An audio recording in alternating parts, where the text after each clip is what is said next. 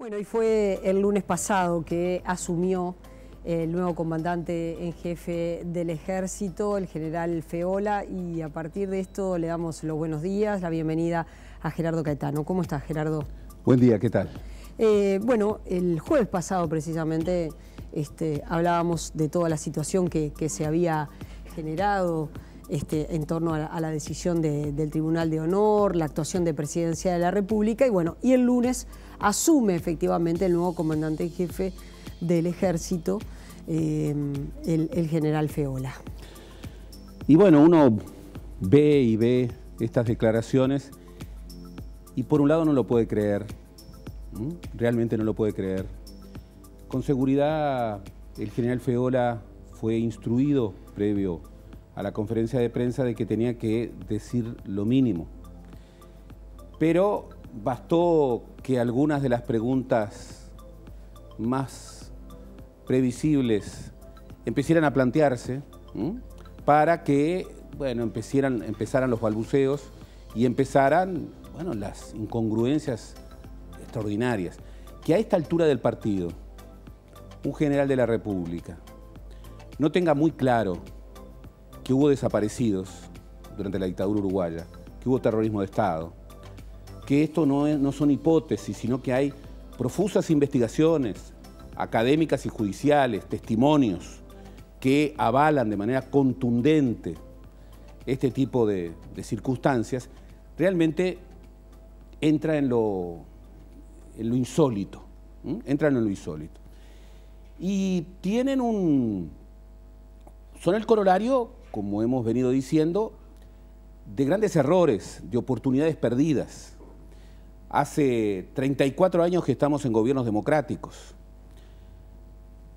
Obviamente, después de una dictadura de más de una década, hay un periodo difícil, pero ese periodo difícil, bueno, ya había transcurrido de manera clara. Hubo una voluntad política muy fuerte de buena parte del elenco político, y cuando decimos esto, la lectura de las actas están indicando cosas muy fuertes. Están indicando que la voluntad de no avanzar en ese programa clave que es justicia, verdad, memoria y reparación. El problema no es que no haya estado en los partidos tradicionales que gobernaron hasta el 2004. Es que su presencia en términos de convicción fuerte también flaqueó a partir de los gobiernos frente amplistas del 2005 en adelante. Y el objetivo de transformar unas Fuerzas Armadas que tenían el sarro, porque de otra manera no hay posibilidad de referirlo, el sarro de un periodo dictatorial con una formación en una doctrina de la seguridad nacional que dio pie a la expansión del terrorismo de Estado por toda América Latina. Y recordemos siempre que el terrorismo de Estado no es un desborde en la represión, es un proyecto político e ideológico que tiene objetivos muy claros. Bueno, 34 años después de la dictadura nos encontramos con un general que luego de una remoción de 7 generales en un mes, bueno, aparece este nuevo general, recordemos, ingresado en el Liceo Militar en el año 1979, que mantiene el mismo discurso. Claro, luego actúa, a mi juicio, de manera muy correcta, el nuevo ministro de Defensa. Se le ha criticado que hizo público la conversación privada que mantuvo con el general Feola, exigiendo una retractación, que ocurrió.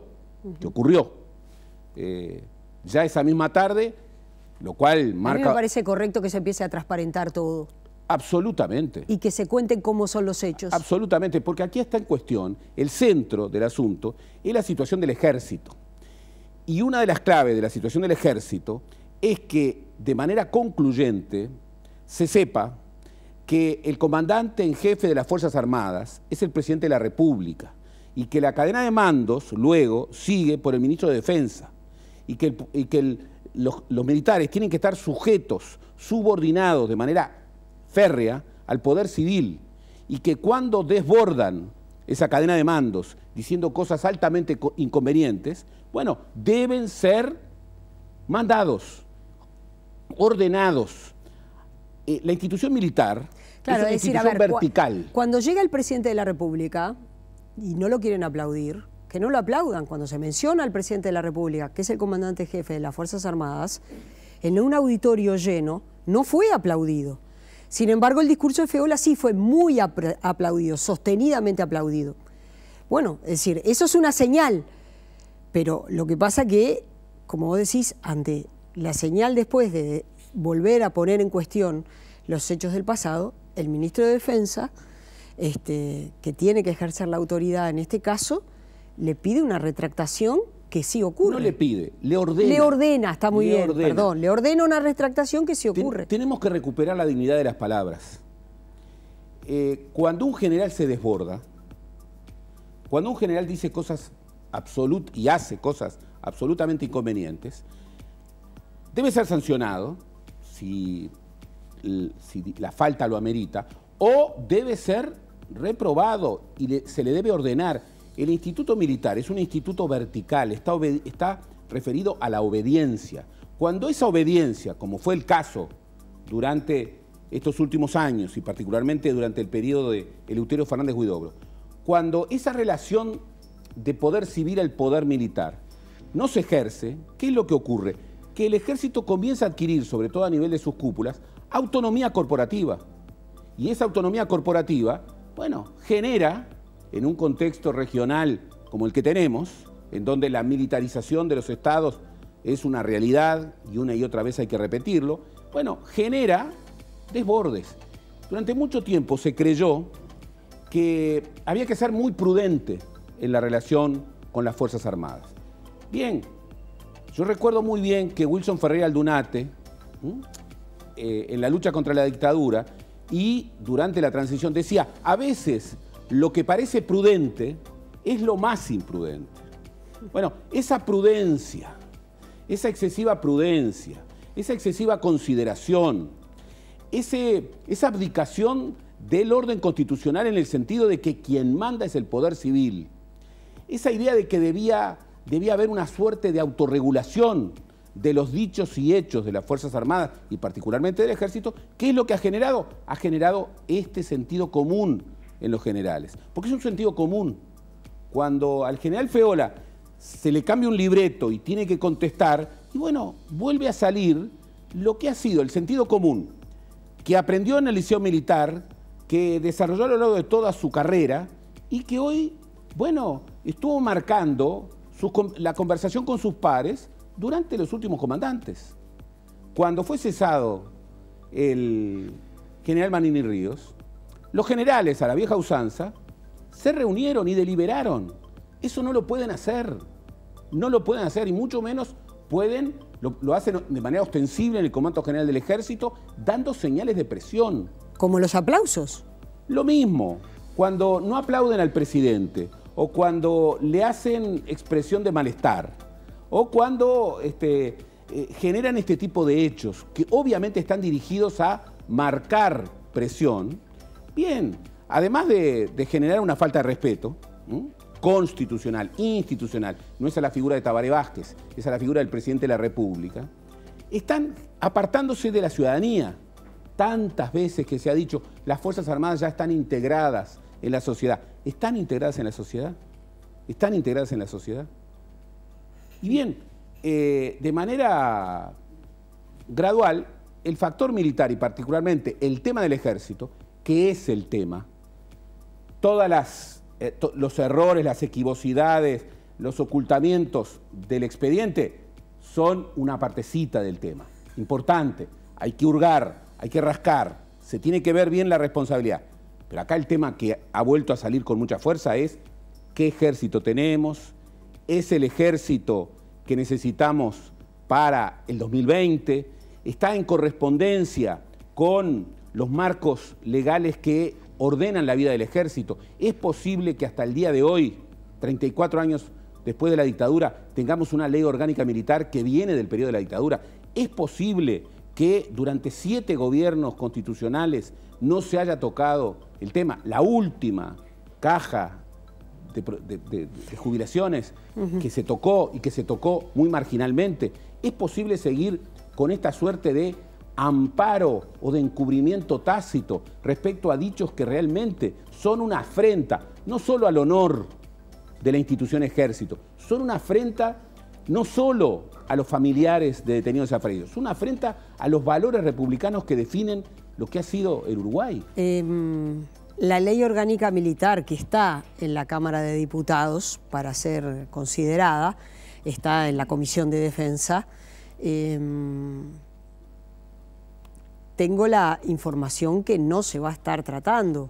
Bueno. Y que va a quedar para el próximo gobierno, la nueva ley orgánica militar, que no hay ambiente en este momento, ambiente electoral, ambiente de crispación con el Ejército en particular, y que el tema va a quedar para el nuevo gobierno, ¿no? Bien, estamos en un año de campaña electoral. Lo que define un año de campaña electoral es la competencia. Es bueno que los partidos muestren sus posturas respecto a temas relevantes. Este tema lo es, lo es. ¿Sabés por qué te digo que lo es? Mirá, a mí me han vuelto a hablar mis alumnos, familiares, amigos, me han vuelto a hablar de miedo. Miedo. A 34 años del final de la dictadura, miedo. Y te preguntan, ¿no volverá a pasar? Bueno, si esto no le da centralidad al tema de una nueva ley orgánica militar, ¿y qué mejor momento? El sistema político no se ha mostrado unido en este tema. No solamente no se ha mostrado unido, no se ha mostrado convencido, no se ha mostrado con voluntad política de llevar adelante este asunto, no se ha mostrado con grandeza. El tema de las Fuerzas Armadas es un tema que hace a la calidad democrática. Debiera ser un tema en el que aquí, en lugar de entrar en la chicana, si se le vota o no se le vota la venia del Senado para el cese de los generales ya cesados, o si lo que hay que hacer es generar las responsabilidades que emergen de las actas y del expediente, que hay que hacerlo porque se cometieron muchísimos errores. Bueno, vayamos al núcleo del asunto, y construyamos. Pero para algunos el núcleo es el error del Poder Ejecutivo. Bueno, que la ciudadanía responda. El núcleo es gravísimos errores en el itinerario del expediente, que repito, los hubo y tienen que ser llamados a responsabilidad. O es la expresión muy clara por parte de 7 generales más 1, de que a 34 años de la dictadura tenemos un ejército que no da garantías de sujeción constitucional, que no da garantías republicanas. La gran pregunta es, ¿las armas de la República están en manos garantizadas? ¿El ejército es el ejército que soñamos cuando terminaba la dictadura?